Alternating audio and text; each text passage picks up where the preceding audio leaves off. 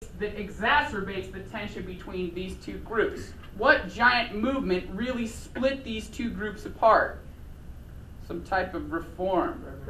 Yeah, the Bourbon reforms.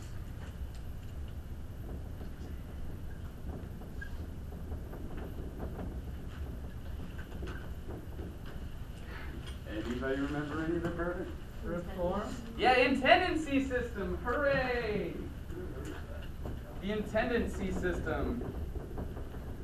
Does anybody remember what that did? No? It had to deal with these jobs right here. Oh, wait, it gave, there was a level between the viceroy and that didn't exist before. Yeah, the top level positions were accessible only to peninsulares. So top government officials, government spots went to peninsulares. Something which makes them angry. Remember, all of this punches them in the face and makes them angry. What's something else that made the Creoles angry? It's dealing with money and land. It's as if they were... Yeah, consolidación de Val Real. Consolidación.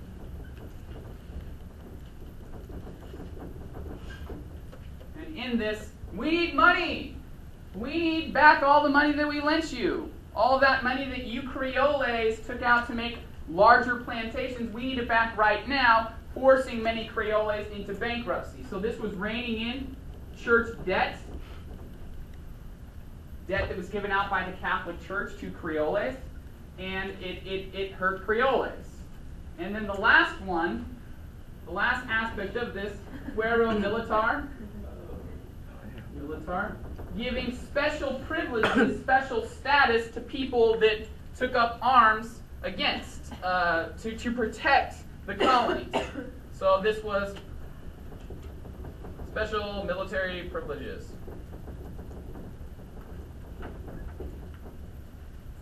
So all of these increase tensions between these two groups of people.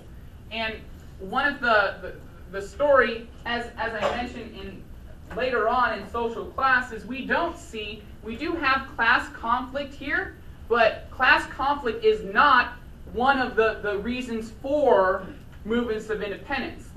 And historians have largely agreed that these people were fighting mainly for ideological reasons together, whereas over here we see that conflict between these two groups present in Latin America led to movements of independence. That's different. Okay. Reforms. Okay. Lastly, there's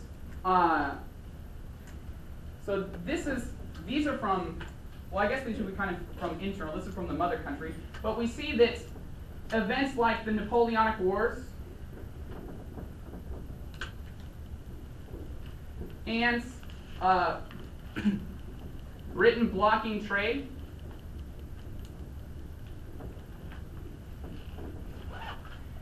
gave Latin American nations the opportunity to break away. It gave them an opportunity to develop Creole nationalism and use this opportunity and these ideas to try and overthrow the peninsulares.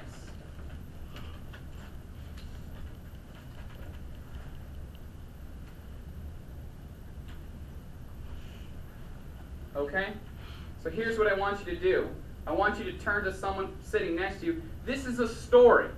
And if you know it as a story, you can pick apart pieces of this story and use it to construct an argument. So I want you to pair up. Slide forward. And you're going to slide over and work with me here. Justin and Kevin, you're going to work together. I want the person with shorter hair, I want you to tell them the story of movements of independence in colonial North America. Tell them this story. You can look up here, that's okay, but tell them this story. Start with once upon a time there was a man by the name of John Locke. Ready? Go. Once upon a time there was a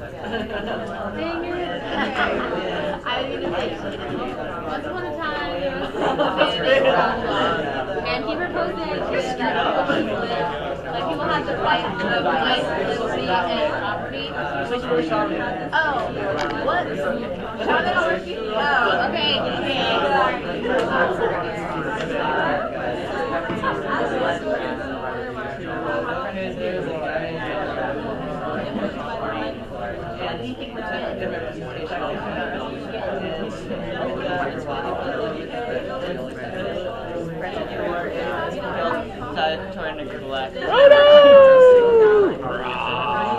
Dun dun dun. Agree with the representatives. Yeah. 10 seconds left.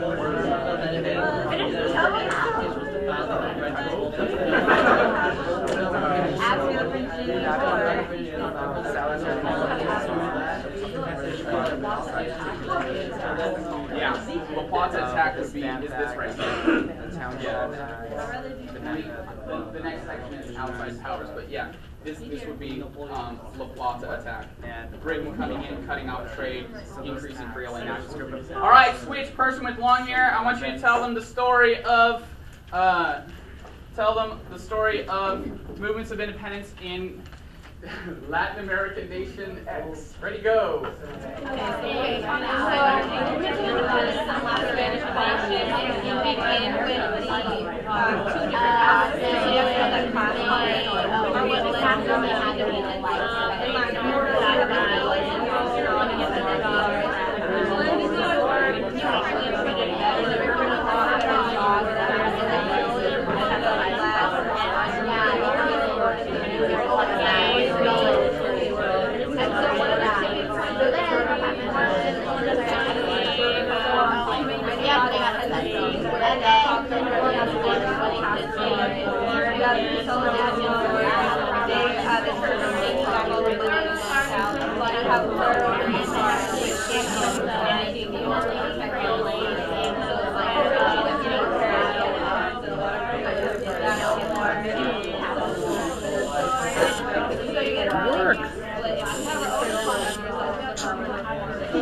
And this part I wasn't listening to as much, but I think what he said was, as in the papers, things like the written Washington trade, they started to All right. and like finally got to